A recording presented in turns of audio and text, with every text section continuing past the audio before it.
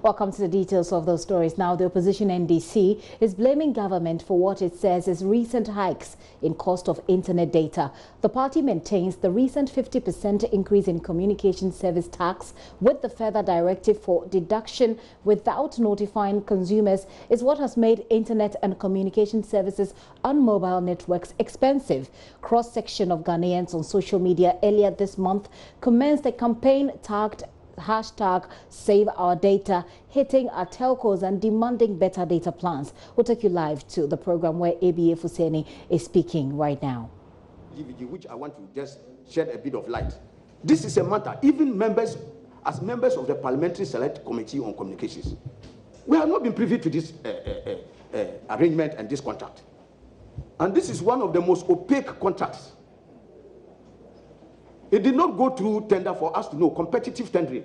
The laws of this country indicate that for transactions of this nature, it must be advertised for competitive tendering to go on, so that we can have the best value for money. No value for money report was presented on this matter. And so we could not even decipher how much profit we were going to make. And like the Honorable Sam George said, even in the presentation, where even GRA had made an assessment of a higher tax level, they had even brought a lower tax level.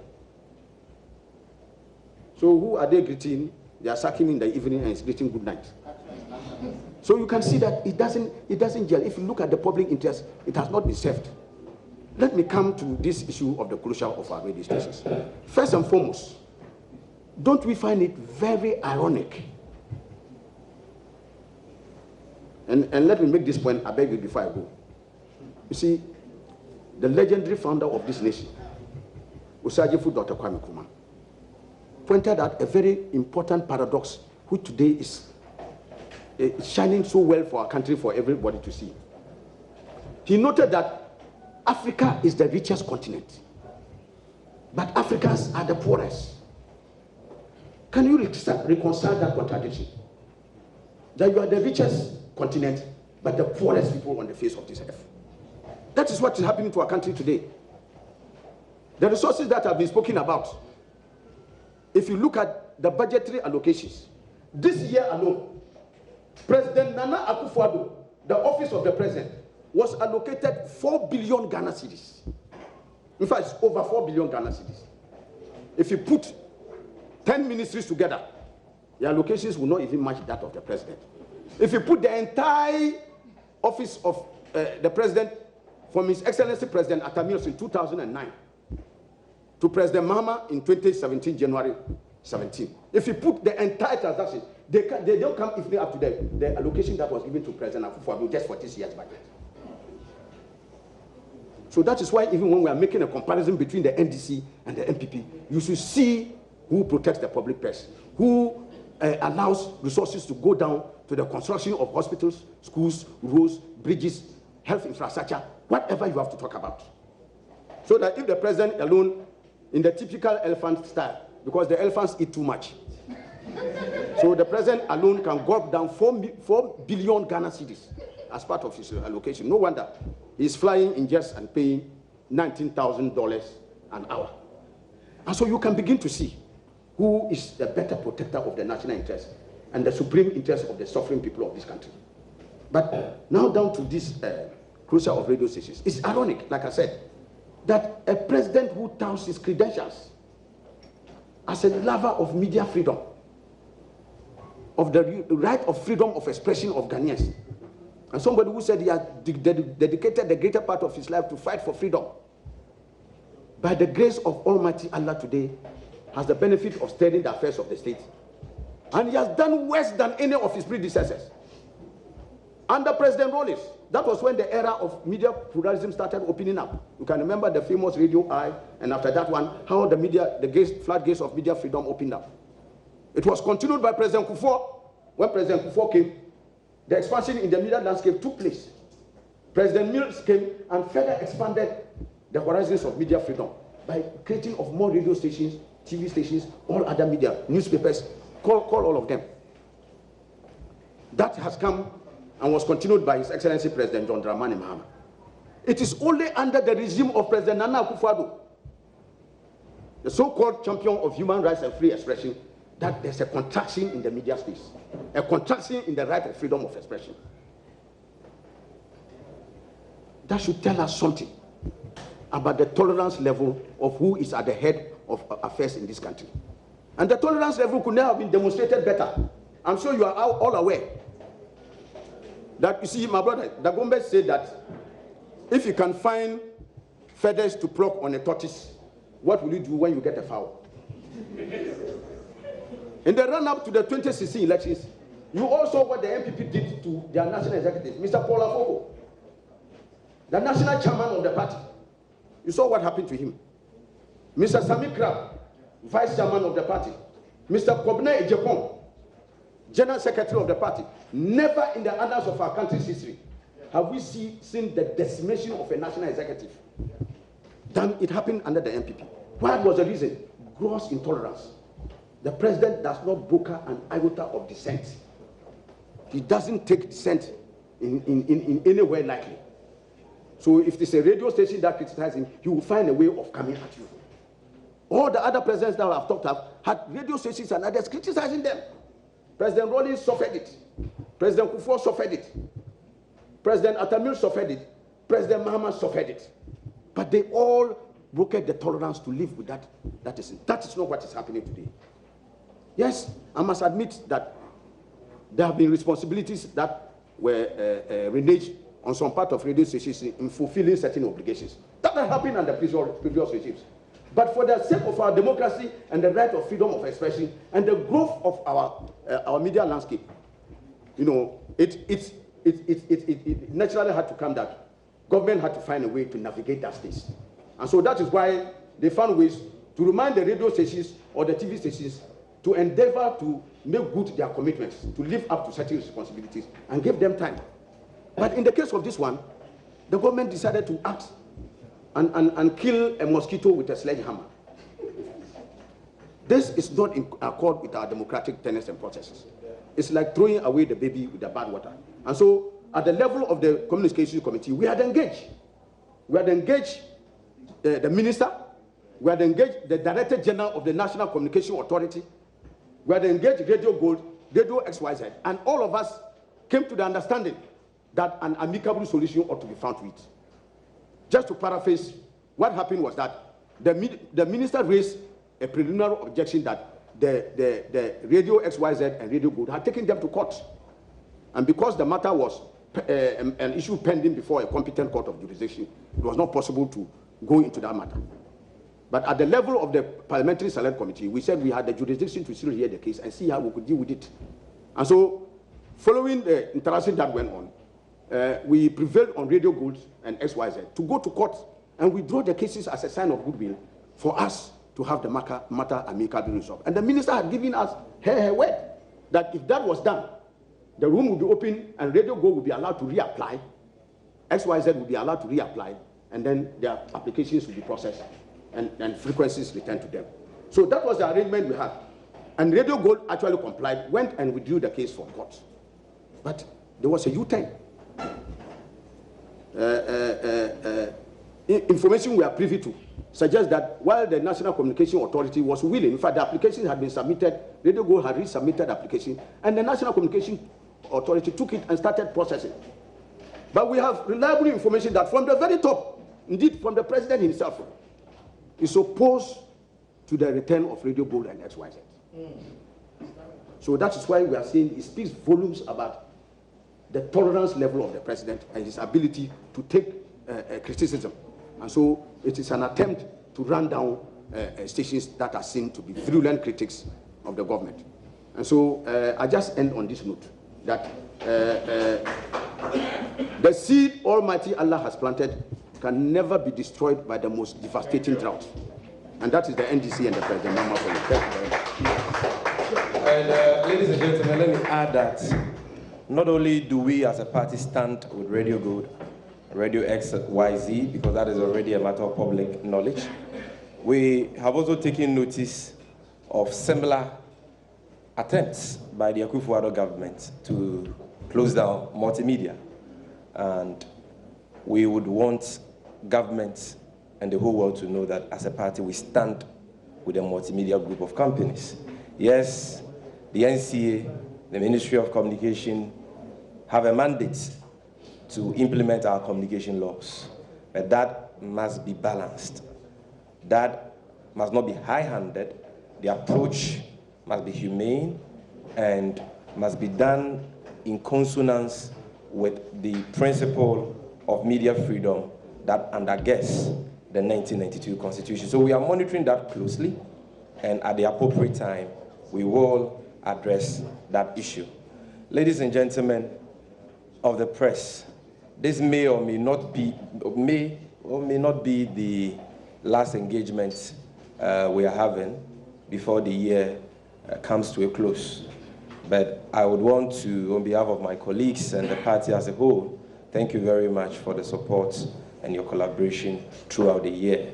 We'll surely get in touch during the festivities, but until then, we say thank you, Merry Christmas, and a Happy New Year. And let me indicate, just for your information, we'll be engaging you subsequently on this, that next year, 2020, we will be commencing a weekly media press encounter engagement here, right here in this auditorium.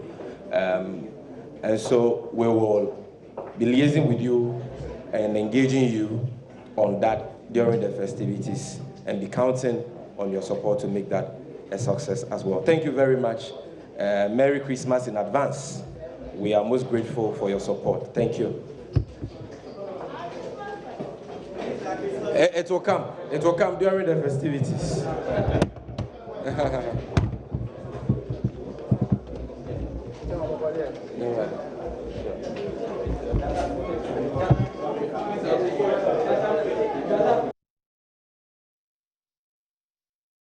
So that is the NDC's. We're coming. Those visuals coming to you live from the NDC's headquarters. You heard first ABA Futseni, minority spokesperson communications, speaking. He talks about allocation. When we cross over to him, he was talking about allocation of some 4 million cedis to the presidency, which he says should be able to take care of about 10 ministries. He goes on to talk about compare the NBP and the NDC in terms of who they think protects the public purse better. He talks about $19,000 an hour flight on private jets by the president, and he talks about intolerance, or what he calls intolerance of the president. He mentions Paul Afoko, he mentions Sami Kwabena Japan, and talks about what happened prior to the 2016 elections. He says all boils down to intolerance of the current president. He talks then about Radio Gold, Radio XYZ, and again making the point about intolerance. He says that government is killing a mosquito with a sledgehammer by the way it came down on Radio Gold. He already says that NCA was already processing a new license, or a renewal of the license for Radio Gold, but they say they are reliably informed that the presidency, in fact the president himself, is opposed to the reopening of Radio Gold. And then they talk about what they're hearing, what he says they're hearing are attempts to close down some multimedia stations as well. You heard Sami Jemfi wrap up that conversation saying from next week, next year, they'll be having a weekly media encounter. Well, the NDC St. George has also been speaking on the matter at the party's Moment of Truth series. The party is also, as we said earlier on, accusing government of wasting millions of cedis to pay for revenue, a monitoring system that hasn't yielded anything. My colleague Joseph Akable joins me with more from where this press encounter happened. Joseph, the party raised some concerns about allocation to Cyber Security Authority, and they gave a hint on what they want to do about the CST should they win power. Tell us more.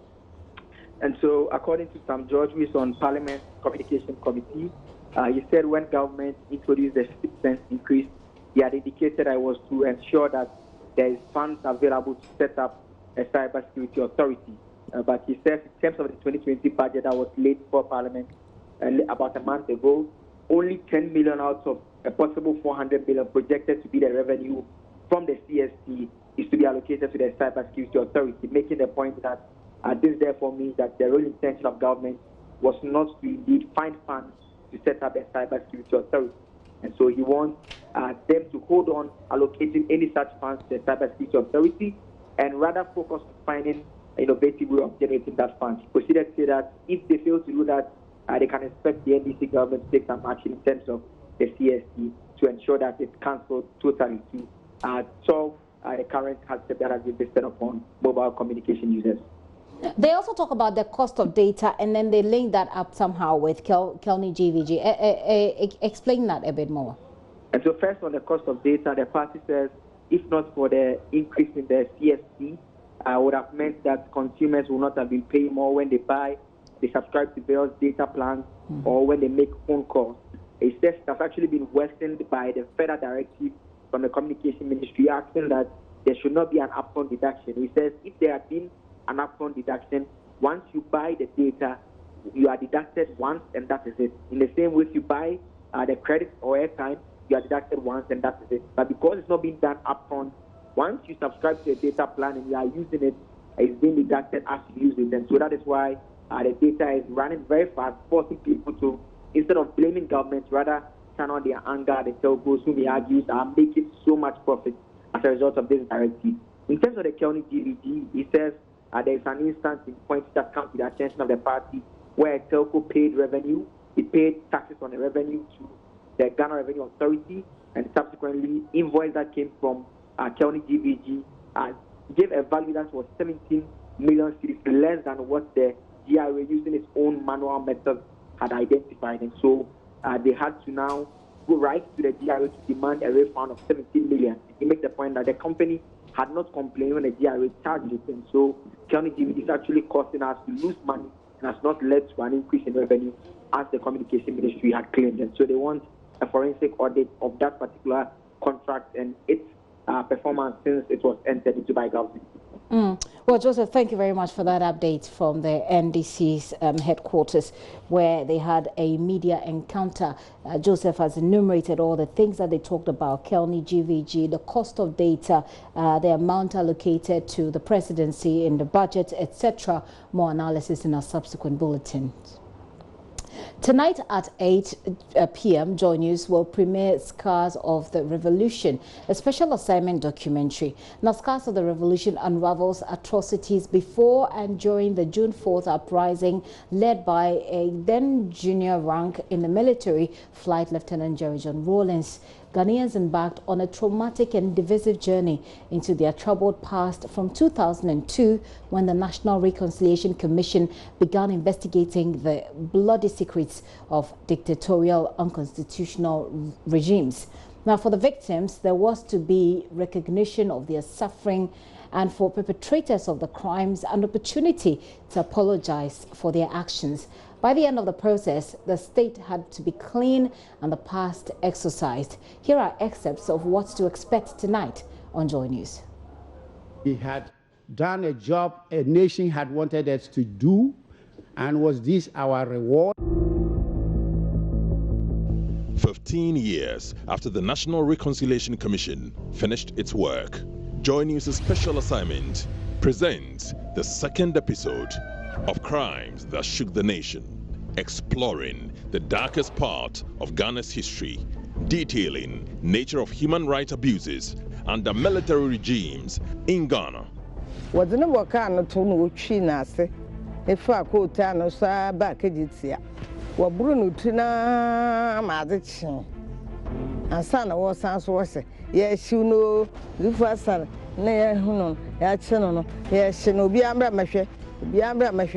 They whipped a woman, they opened her leg and whipped her over her private part, so much so that she never recovered. A period of widespread arrests and torture of so-called enemies of the state. No, there was such fear. There was fear because these are people are holding guns. They have power. Yes, they are told you they arrested me, locked me up, but they didn't take me to court. Many still live with the painful scars from the revolution.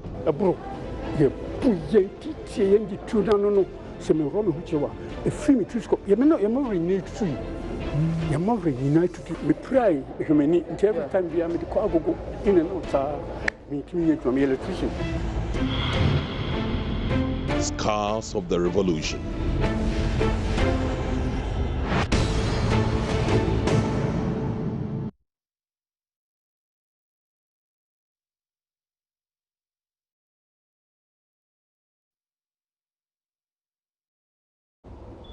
Expect that and more tonight at 8 here on the JoyNews channel and across our platforms here at Multimedia, Adom FM, Adom TV, Asempa FM, JoyNews, Joy FM, that's Joy 99.7 FM, Love FM, Ishua FM, all across. We will be there, and also at myjoyonline.com.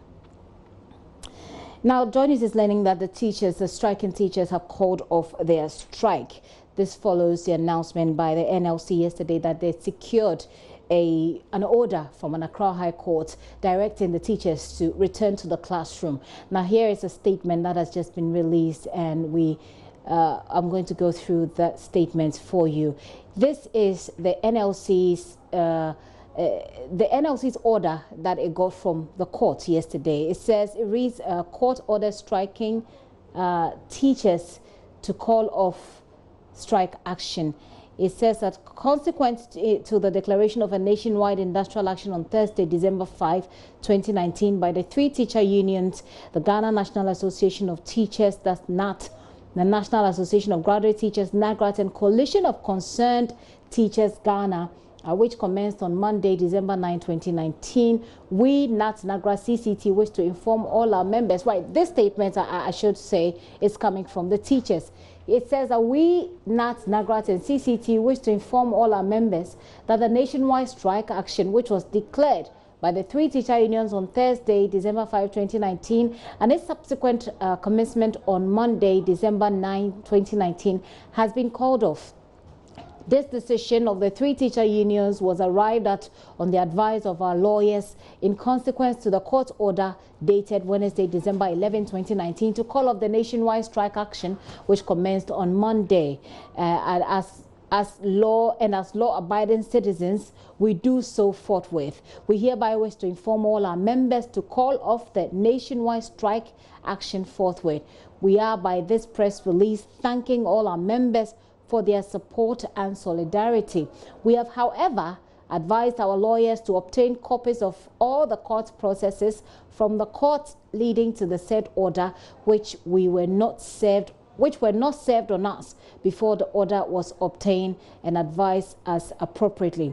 Our next line of action will be communicated to the rank and file in due course. Thank you. And it is signed by Thomas T. Musa, General Secretary of NAT, for and on behalf of the three teacher unions. So you see that it's been copied to the President NAT Accra, the President NAGRAT Accra, and the President CCT Accra, Ghana.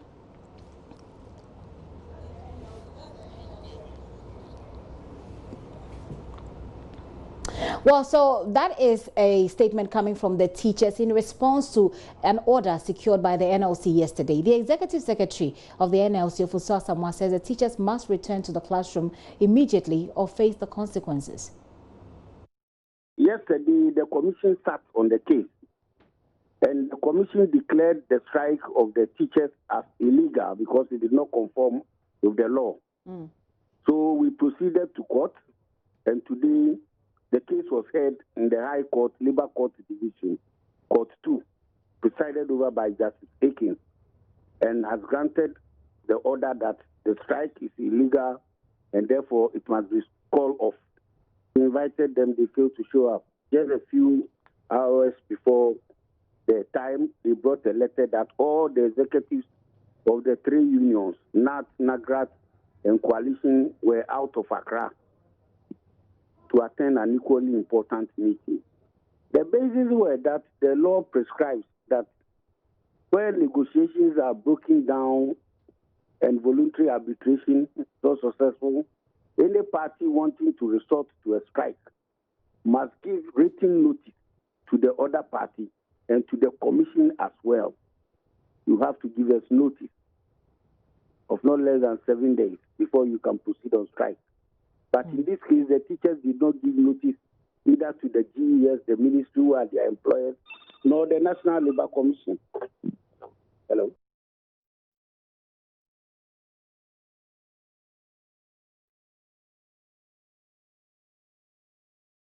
They must return to the classroom immediately. Immediately. But this order will start for 10 days. After 10 days, they will have to meet us in court if they still want to challenge it. The court has made an order. So whether you agree or not, you have to comply until the ruling or order is set aside. With the resolution of the case lies in the payment of the allowances, which the GES, their employers, say they are doing. Now the court has ordered to go back to the classroom.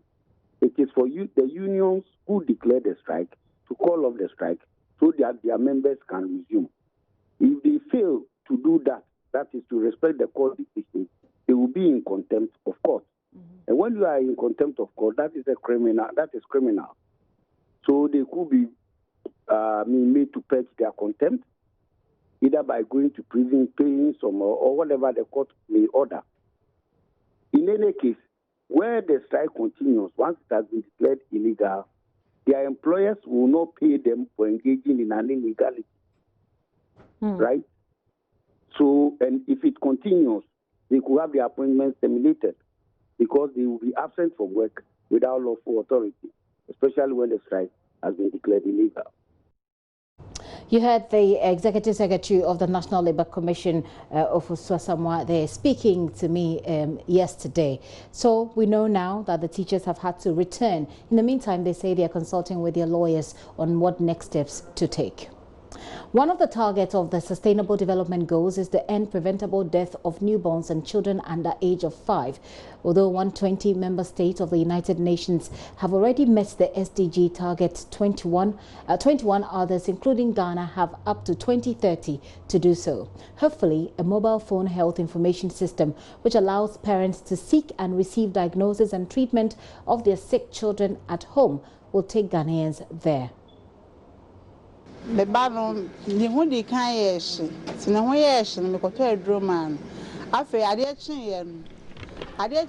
was feeling feverish and coughing.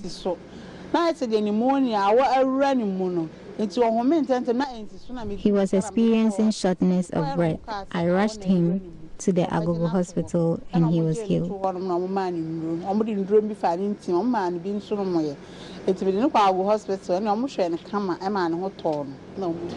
Kate's 1-year-old son was lucky. Unlike 5.3 million children under age 5 who died in 2018, the risk of a child dying before reaching age 5 is highest in WHO African regions, 76 per 1,000 live births. In Europe, it's only 9 per 1,000 live births, about 8 times higher. Nonetheless, rate of under 5 death has decreased by 59% from 93 in 1,000 live births in 1990 to 39 in 1,000 in 2018. Professor Ellis Osudabo is Dean of the School of Public Health, KNUST.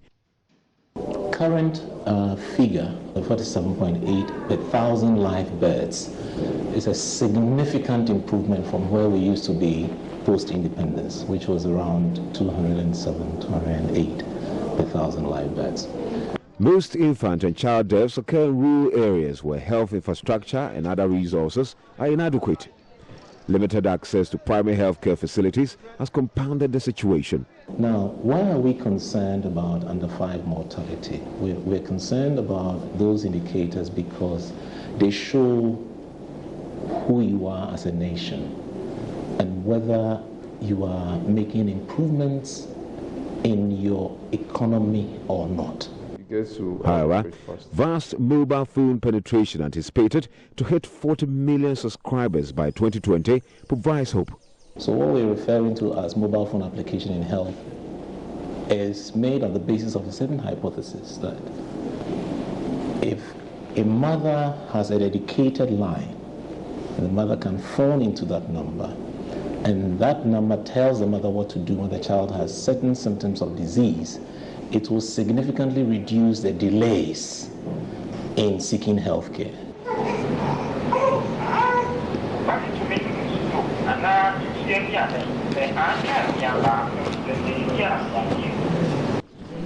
Known as Mop Child, the system is outcome of a joint project by the Kwame Nkrumah University of Science and Technology School of Public Health, Isoko Ghana, and Ghana Health Service.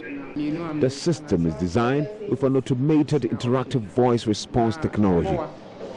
It allows under 5 child caregivers to dial into the computer system over a telephone line in the local dialect. Eugenia Malan is business advisor at Isoko. A caregiver calls a toll-free line that is 0800 711 711, and then it's connected to an IVR service which has been fed with information about childhood illness. So when the caregiver calls the IVR, there's a prompt that the caregiver needs to go through.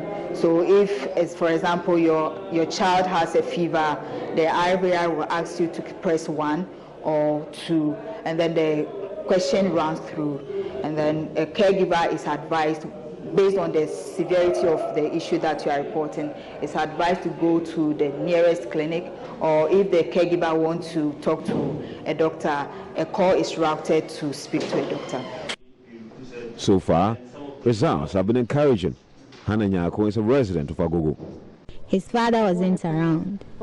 My son was vomiting and having diarrhea. They advised me to take a certain drug and the symptoms disappeared. After that, they told me if fever appears the next morning, I should send him to the hospital. I followed and my child got well. The International Development Research Center funded project has a 4-year span. It's been piloted at Asante Achem North District. Dr. Aliu Mohammed is coordinator. We seek to do is to move to the second phase. The second phase is where we would actually bring on board other communities or districts. Eventually, we want to actually implement the system in the whole of our Ashanti region. So, but before doing that, you need the evidence to back the expansion. The technology also seeks to optimize the district information management system, which has been bedeviled with erroneous entries among others. Reporting for JoyNews, Kwesi Deborah. And that's your Tech Thursday for today. Our government says it is ready to deploy tablets and other digital technologies in the data collection for the 2020 population census. The initiative is meant to end delayed release of census results after enumeration. Head of Census Secretariat at Ghana Statistical Service, Emmanuel George-Osei, spoke at the inauguration of the Ashanti Regional Committee for 2020 census. Prince Apia has more. An 8-member team comprising representatives of the Traditional Authority, Ghana Statistical Service and Regional Coordinating Council have been inaugurated in the Ashanti region. Other members include representatives from the Regional Information Service, National Population Council, Ghana AIDS Commission and the National Commission on Civic Education. Bant Mahene, Bafwa Sariwuswa Mankwetia VI chairs the committee. Head of Census Secretariat at the Ghana Statistical Service, Emmanuel George-Osei, says tablets will be deployed for next year's census. Compared to previous censuses, the 2020 census is unique in its adoption of 2 cardinal interventions. These are, like I said earlier, on the digitization of the demarcation exercise, that we have demarcated the whole country into smaller enumeration areas, and again, the use of computer-assisted personal interviews. In effect, what we're saying is that this time we're going to conduct a paperless census. So you wouldn't see enumerators coming to your homes, sitting in front of you with paper again. Now they are going to use tablets, and so therefore every evening they are supposed to sync the data to the server at head office so that in some short time after the census, the data can come out, and then we don't wait for years and years before we key in as we did with the paper census and all those things. So to make sure that real-time data is given to the country for policy making and other necessary decisions to be taken. Officials believe up-to-date population data is critical for better decision-making process to advance the cause of national development. Simon Osei-Mensah is Ashanti Regional Minister. The data from the census will provide the following: a critical reference to ensure equity in the distribution of the nation's resources, keep track of the progress of poverty reduction programs and other core targets of the economy that will facilitate the tracking of the progress of the achievements of the SDGs. monitor and evaluate important national developmental programs, such as the National Identification System, Fronting for Food and Jobs, One District, One Factory, and One Village, One Dam, and other flagship programs. Officials say work of the 8-member committee starts from now. Prince Apia reporting. Let's do some business now. We'll talk to you about promoting entrepreneurship. We'll talk to you about a business support clinic that's designed to assist tech SMEs.